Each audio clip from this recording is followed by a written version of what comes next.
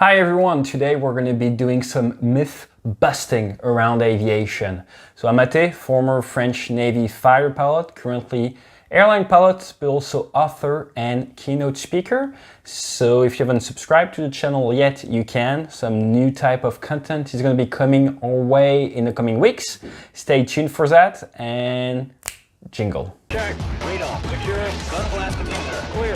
Right intake. Check. Left intake. Check. Detection seat is safe. Arm handle. Copy. I shall say. Boom. Com. IFF. Up and up. Let's go. Let's go. Move it. DDI. MDCD and ATV. Go flight. NCS. ECS. AWP. All green across the board. Okay for start. Copy. Okay for start. Okay, myth number one. You have to be an ace in math. Actually, not really. Math are extremely important for pilots because you have to understand your surroundings. You have to be able to understand why an aircraft flies, why weather is what it's like, all the type of stuff, how the engine works, because it's going to enable you to focus on the mission. Understanding your surrounding enables you in the end to focus on delivering your passengers at destination or doing the tactical mission. So math are a good way to discipline your mind, and therefore a lot of people think that you have to be good in math, and it is sort of true. However, nowadays in modern aircraft you don't have to do math all the time at all. You have to do a major university to become a fighter pilot or a commercial pilot. Not in France. In France, you can join the military right after high school. I joined 3 months after graduating from high school. It is possible in most English-speaking countries. You have to go through some sort of university process because you have to become an officer, yet it is not a hard requirement in France. There is a curriculum called EOPN, another one called EOPON, and high school is enough. Cat shots are difficult. Actually, they are not really difficult. It is tough on the airframe. You're going to be accelerating on the French Charles de Gaulle from 0 to about 150 knots in 75 meters. So it's going to be brutal, yet you have to sit along, put full power, check your instruments, signal the crew that you're ready to go, and all the ground personnel, all the deck personnel are going to be doing the tough work. You have to stick to the procedures, check your parameters, and enjoy the ride. Landing on the boat, however, is different. In the French Navy, we do not have what they call in the US ICLS, Instrument Carrier Landing System, nor G-Pulse, some sort of automatic GPS landing signal system that is used on the F-35, nor Magic Carpet, now new on the F-18. We have to do it manually. Back when I was flying Super Étendard, auto throttle wasn't very efficient, so you had to do everything on your own. With the Rafale nowadays, the angle of attack is going to be maintained at 16 degrees of AOA, and it's going to be easier, but you still have to fly the stick all the way to touchdown. So landing on the boat is much more difficult than landing on an airstrip because the boat is moving away from you and a lot of stuff happens, and it's going to be extremely fast. You have to have a perfect physical condition to fly in a modern jet. Yes and no. You have to be able to pass the physical exam to be deemed trainable. After that, once you're in active duty, you might have like some sort of loss of eyesight, stuff like that, and you might be able to have waivers. So initially you have to pass the medical. After that, you might have some small physical issues and still maintain currency. So the good answer to that one is sort of, but not entirely. But yeah, generally speaking, you have to be pretty fit to be able to fly a jet. Can you fly a fast jet at any given age? In the military, your operational career is usually going to last until 45 max, 45 years old. Afterwards, you can still fly sometimes a little bit.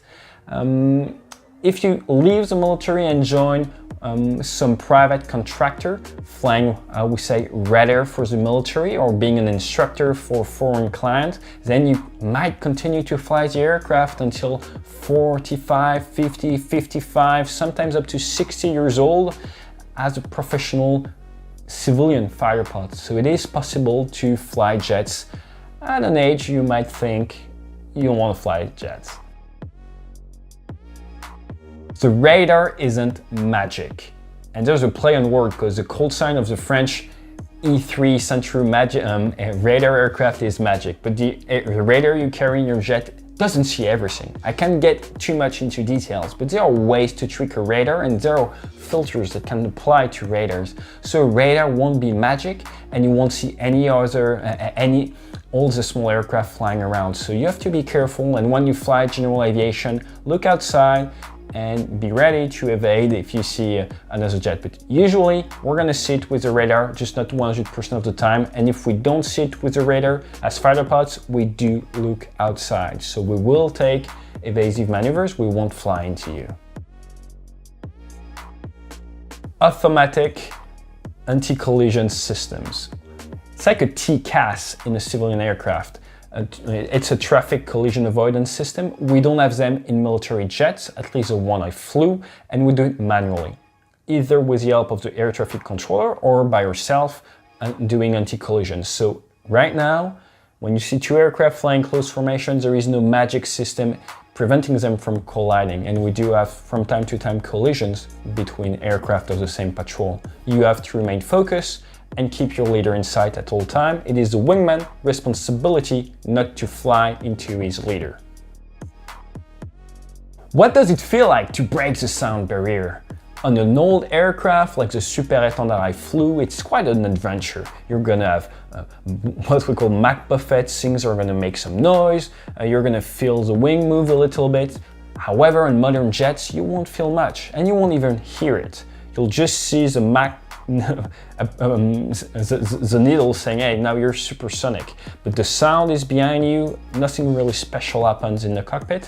However, sometimes with a Rafale, you might feel the aircraft float just a little bit, as some parts of the aircraft are supersonic while others aren't. It gives you some small wave surf-like feeling. It's pretty cool.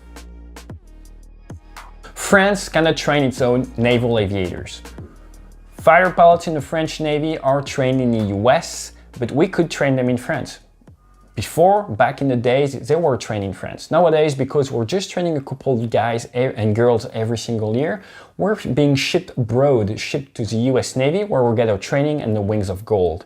We could get the training in-house, but it's easier and it's better for the operations later down the road as we meet former teammates during cross-carrier qualifications or combat operations. So it's a good win-win for both the US Navy and the French military to get towards the training together. The French aircraft carrier is not always at the harbor undergoing repair. It does sail quite a lot, yet it's not at sea 12 months a year. You need quite a lot of repairs, and you also need rest for the crew. When it was first released, back in the days, there was some issues with the propellers. It was not the Navy fault, it was the subcontractor fault, and now the aircraft carrier is working extremely well. From my 9 years on boat, never had any major issue.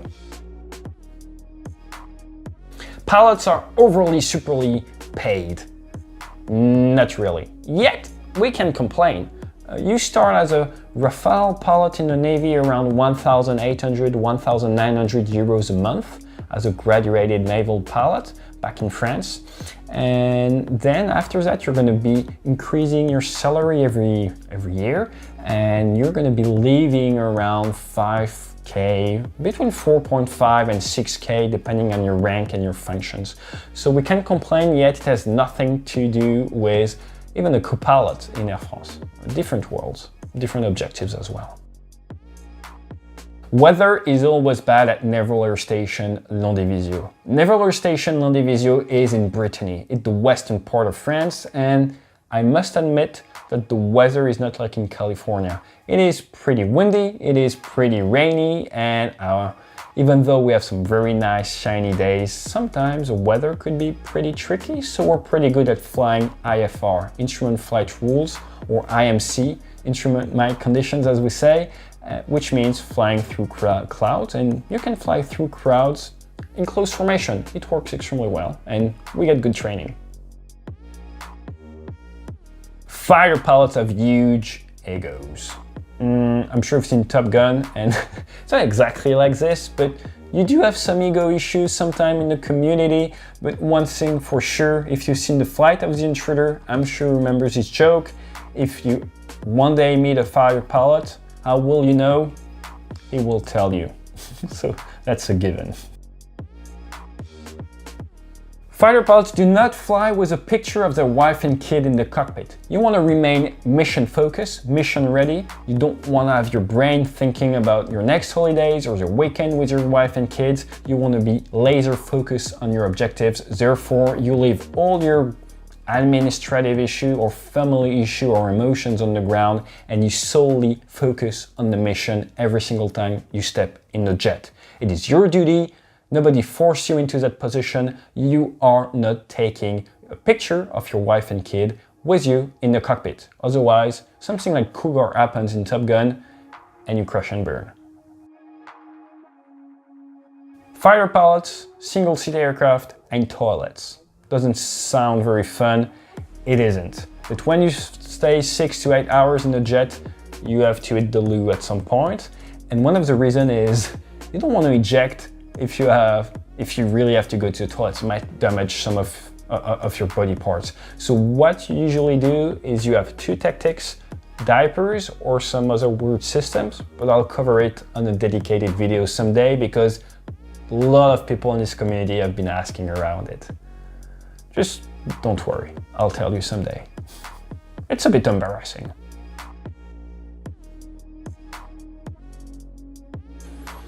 Landing on a boat at night might be more stressful than some combat missions. Studies have been done in Vietnam and they actually said that some night carrier landing were more stressful than being shot at over Vietnam. Just remember, back in those days, the aircraft were extremely difficult to fly, to land at night, and the pilots were very experienced at getting shot at. Nowadays, with all the systems we have, I wouldn't say it's exactly the same, but as a human being, you get used to combat missions. You get used to the stress of deployment and combats. Getting used to the stress of night landing, sort of with modern aircraft like the Super E, like the Rafale. On Super E, it was pretty difficult. Every pilot has its own opinion, but I wasn't very experienced on the Super E at night landing and was pretty scary, to say the least, especially with bad weather conditions.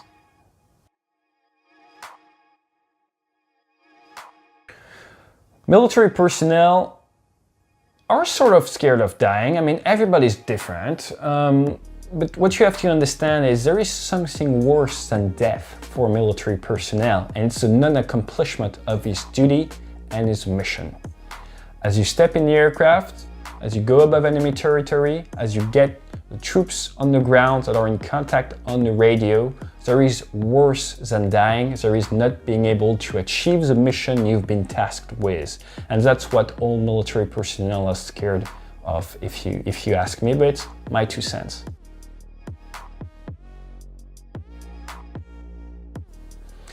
Does it help to be a fighter pilot with girls?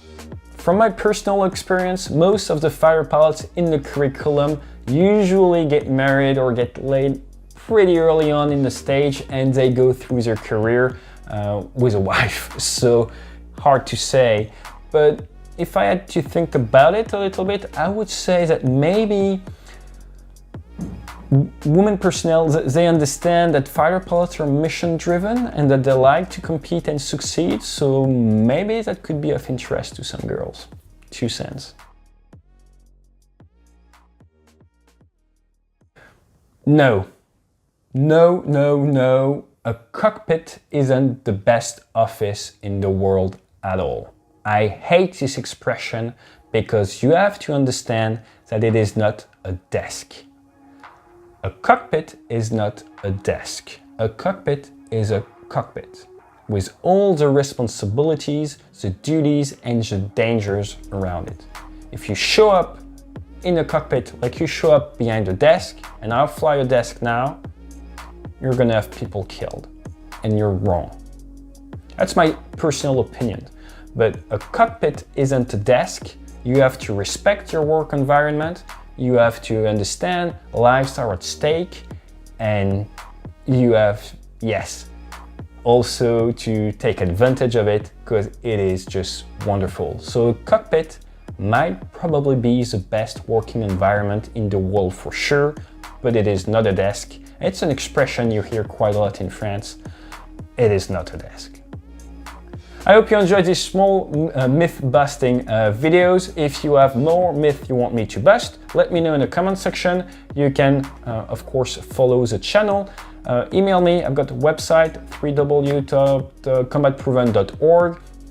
And of course, as you know, on Amazon.com there is my book called Debrief that adapts aviation method to the corporate world, and I also do webinars and workshops where we fly fast jets in a reconnaissance mission. That's a different subject. Enjoy your weekend and fly safe.